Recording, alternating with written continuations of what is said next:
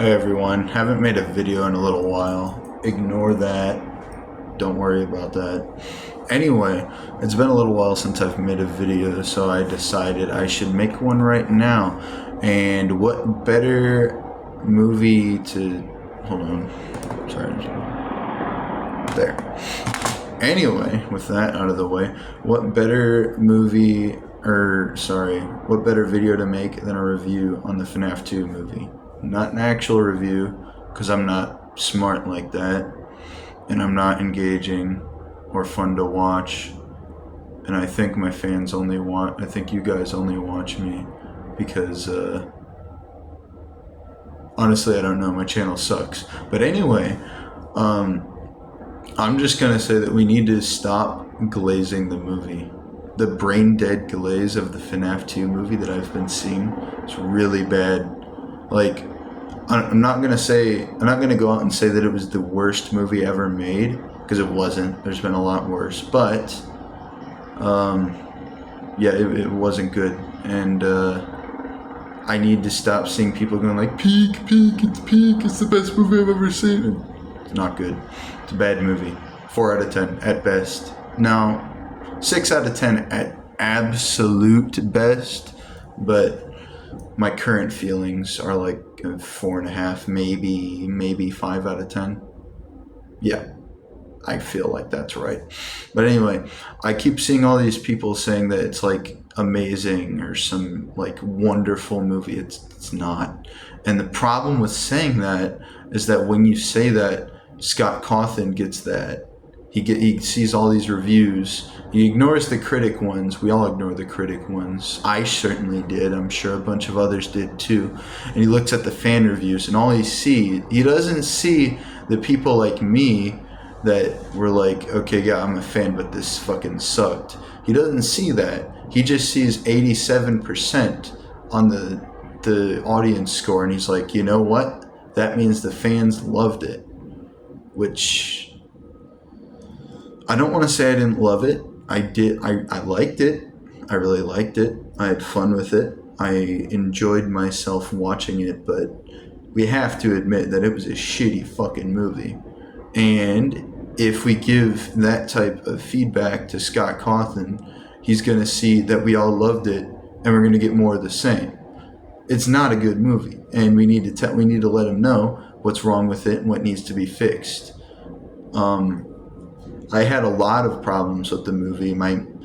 I have 3 huge problems with the movie. The biggest one is the pacing. Terrible. Absolutely terrible. I hated the pacing of the movie. It just, like, the first movie was really slow. I wouldn't say too slow. I really liked the pacing of the first movie. The first movie was good. The first movie was amazing. I really liked it. Nothing bad to say. That movie is like an 8 out of 10 for me. No, sorry. That movie's a 9 out of 10 for me.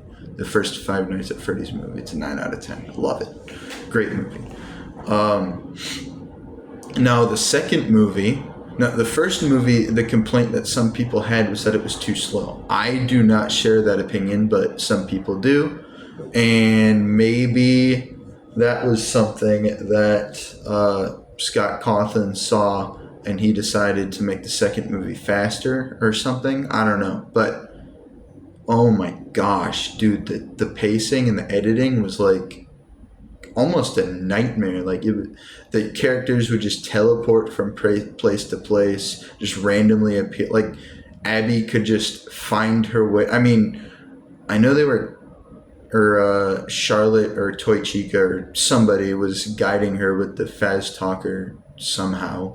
That doesn't make a whole lot of sense unless they were just straight up saying, turn left, turn right, you know. But the place is supposed to be like gone and abandoned. So how the hell does she make it there on her bike, mind you, and back in one night and get like a bunch of work on her science fair project done? Like, how does that work? How did she make it? Like, it's supposed to be like far away and like abandoned and forgotten, right? So how does she just ride her bike there casually? It makes no sense. Makes no sense. I hated that. And then there were a bunch of other times where, like, okay, I think the one example of like something actually taking time to happen, like realistically, would be when Mike was like, "Hey, can you get this set up by yourself?" You know, and then he went off to go talk to Henry. Don't even get me started on how stupid it was to involve Henry in the movie and then have him be in for literally one scene for like 3 minutes and then just not again. And I know. My first viewing, I actually missed that Easter egg at the end. Not Easter egg, the audio post credit scene at the end of the movie. I actually missed it my first time. So the first time after watching through, I was actually just like, I was like baffled. But yeah, I didn't realize that they'd added that in. So my bad on that. They did.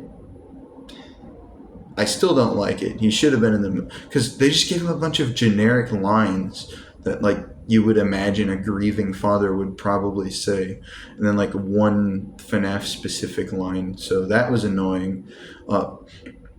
There's a lot of gripes that I have with the movie, but excuse me, I got completely sidetracked. I was trying to say the one good like thing where something took as long as it realistically should have was when Michael said, "Okay, Abby, can you set this up by yourself?" And then he went off to go see Henry, and then it actually took like I don't know, like 10 minutes or 10 minutes movie time for him to like show up at the door, which I mean is still not great, but it's better than everything else where Abby will just like and then now like literally the scene before Abby leaves, she leaves the school, goes all the way over to the FNAF 2 Freddy's, the one that's supposed to be like hard to find, and then she gets Toy Chica with her, deactivates, does all that stuff. Then they get in a taxi and go back to the school. In the time that it takes Mike to like go to Henry's house and talk for a minute and then leave, like, and just, I don't want to be too negative because the movie was good, better than a bunch of the brain dead slop we get nowadays. But like, we have to be real. Like, it wasn't great, wasn't amazing, like some people are saying. It was okay at best, and at worst, it was pretty fucking terrible. Like I watched, like at the end of the movie, when they're like when Michael has Michael Afton, not Mike, when he has the Vanessa and Mike cornered in his house, and all the toy animatronics are there, and it's like, oh wow, we're in a bad situation. Then all of a sudden, just out of nowhere, like literally out of fucking nowhere, the originals from the first movie show up, and they just kill all the toy animatronics. Like, it's not a fight. Like, nothing cool happens. They just show up and like one shot all of them. Like literally a few moments before, you have Michael talking up how half the town is going to be dead, but then you show all the toy animatronics getting killed in one hit. Like, come on, it's ridiculous. Like, it's completely ridiculous that happened. That should not have happened. There should have at least been some sort of like struggle or fight or something, but no, it was just actual garbage. Terrible. You know what?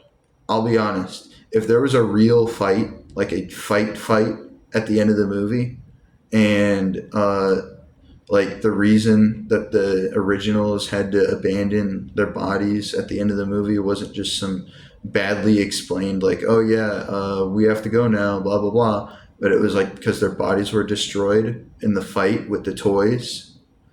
The movie immediately jumps from 4 out of 10 to 6 out of 10 for me. Anyway, if there was like a fight between the animatronics, it immediately jumps up like two whole rating spots just because of how cool that would be. But yeah, completely missed opportunity. And yeah, please stop glazing the movie. It's not good. I mean, it's fine if you want to like interact with the community and be positive and whatever, but please stop glazing the movie because Scott Cawthon is just going to fuck up the next one if he thinks everyone loved this one. That's all. Goodbye.